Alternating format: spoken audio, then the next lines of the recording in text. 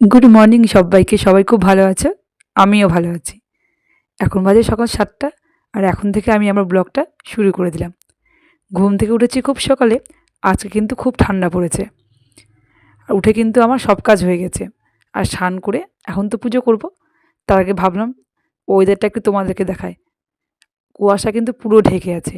মনে হয় আজকে সূর্য মামার দেখা পাওয়া যাবে না। আর এই দেখো, তোমাদেরকে তো এর আগে আমি আমার গাছের পিটুনিয়া ফুল দেখিয়েছিলাম সাদা কালার। আজকে নীল কালারের পিটুনিয়া ফুল তোমাদেরকে দেখাবো। আর অনেকগুলো কিন্তু পিটুনিয়া ফুল ফুটেছে। আর গাছটা কিন্তু আমি বেলকনিতে নিয়ে চলে এসেছি। ছাদের উপর যখন গাছটা রাখতাম, সোনামা ফুল গাছে হাত পেত আর সব ফুলগুলো কিন্তু তুলে নিত। সেই জন্য কিন্তু দুটো পিটুনিয়া ফুল গাছই বেলকনিতে নিয়ে চলে এসেছি। আর দেখো কত ফুল ফুটেছে। সোনামা তো এখন ফুলগুলো ছিঁড়তে পারছে না। বেলকনির ফুলগুলো তো তোমাদেরকে দেখালাম। তোমাকে তো বললাম যে এখন পুজো করব। আমার শান্ত হয়ে গেছে। আর দেখো পুজোটাও কিন্তু করে নিয়েছি। আজকে তো সংক্রান্তি। আর প্রত্যেক বছর সংক্রান্তির দিন কিন্তু আমি ঠাকুরের কাছে তিল খাজা দিয়ে পুজো করি। আর তিল খাজা দিয়ে কিন্তু পুজোটা আমার করা হয়ে গেল। আর আমার ঠাকুরগুলোকে একটু তোমাদেরকে দেখিয়ে দিলাম। পুজো কিন্তু আমার করা হয়ে গেছে। তারপর ঢুকে পড়েছি রান্নাঘরে রান্না করতে। তোমাদেরকে তো গল্প করলাম, আজকে কিন্তু খুব ঠান্ডা পড়েছে। সেই জন্য কিন্তু তাড়াতাড়ি করে রান্নাঘরে ঢুকে আগে আমি চা করে খেয়ে নিয়েছি।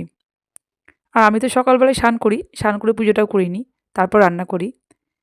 আর এত ঠান্ডা পড়েছে, তাড়াতাড়ি করে সেই জন্য কিন্তু ১ কাপ চা করে খেয়ে নিয়েছি। আর চা না খেলে কিন্তু আমার একদমই ভালো লাগে না।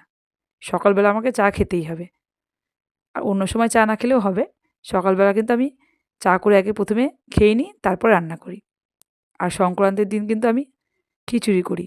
আমরা সবাই কিন্তু খিচুড়ি খাই। আর সব সবজি দিয়ে এখন খিচুড়িটা করে নিচ্ছি। আর শীতের সময় কিন্তু এরকম সব সবজি দিয়ে খিচুড়ি খেতে ভালোই লাগে। আর আমার মোনালিমা তো খিচুড়ির সঙ্গে বেগুনি খেতে খুব ভালোবাসে। আর বেগুনগুলো কেটে রেখেছি। যখন খাবার খাবো তখন গরম, গরম বেগুনি ভেজে নিব। খাওয়া-দাওয়া আমার হয়ে গেছে। আবার বিকেলে চলে এলাম তোমাদের সঙ্গে কথা বলতে। আজকে তো সংক্রান্তি। আর সংক্রান্তির দিন পিঠে বানাবো না, তাই কখনো হয় বলো? পিঠে কিন্তু খেতেই হবে। আর আমি কিন্তু পিঠে বানাচ্ছি না। হঠাৎ করে বিকেলবেলা মা এলো বাড়িতে। আর মা এসে এরকম সারপ্রাইজ দিবে ভাবতেই পারিনি। আমি কিন্তু মায়ের মতো অত ভালো পিঠে বানাতে পারি না। আমার মা কিন্তু খুব সুন্দর করে পিঠে বানায়। আর মায়ের হাতের পিঠে খেতে পারবো আজকে ভাবতেই পারিনি। আর কি সুন্দর করে মা কিন্তু পিঠেগুলো বানাচ্ছে। এখন কিন্তু মা পুলি পিঠে আর চুষি পিঠে বানাচ্ছে। দুধ পুলি।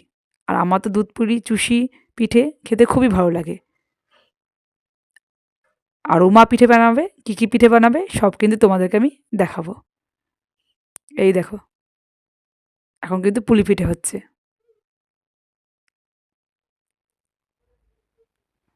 আর খুব সুন্দর করে কিন্তু মা পিঠেটা বানিয়ে নিচ্ছে।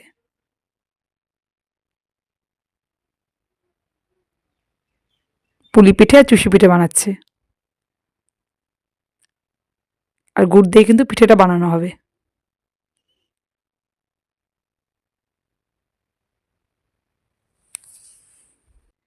আর এক থাল কিন্তু গোকুল পিঠে বানানো হয়েও গেছে। এই গোকুল পিঠে কিন্তু আমার মোনালির পাপা খেতে খুব ভালোবাসে। সেই জন্য কিন্তু মা গোকুল পিঠেটা বানিয়ে নিচ্ছে। আমারও ভালো লাগে। আমার কিন্তু সব পিঠেই খেতে ভালো লাগে। পিঠে বলতেই আমার খুব ভালো লাগে। আর শীতের সময় তো পিঠে খেতে ভালোই লাগে সবার। আর গোকুল পিঠেগুলো কিন্তু মা ১ম এ তেলে ভেজে নিচ্ছে, তারপরে কিন্তু রসে ডুবোবে। আর রসটাও করে নিয়েছে। তো বন্ধুরা, আজকের ভিডিওটা এই পর্যন্ত। যদি আমার ভিডিওটা তোমাদের ভালো লেগে থাকে, তাহলে অবশ্যই কমেন্ট করে জানাবে। আর একটা লাইক করে দিবে। অনেকে কিন্তু তোমরা ভিডিও দেখছো, ভিডিওতে কিন্তু কমেন্ট করছো, লাইক দিচ্ছ না। এরকম কিন্তু করো না। আমি কিন্তু সবার ভিডিও দেখার আগে ১ম এ আগে ভিডিওটাতে লাইক করে দিই, তারপরে কিন্তু কমেন্ট করি। আর অনেক নতুন বন্ধু আমার পরিবারে এসছো, প্লিজ আমার চ্যানেলটিকে সাবস্ক্রাইব করে দিয়ে আমার পাশে থেকে যেতে পারো। আমিও কিন্তু ঠিক সময় মতো তোমাদের কাছে চলে যাব। সবাই ভালো থেকো, সুস্থ থেকো। তোমাদের সঙ্গে দেখা হবে নতুন একটা ভিডিওতে। সব্বাইকে টাটা।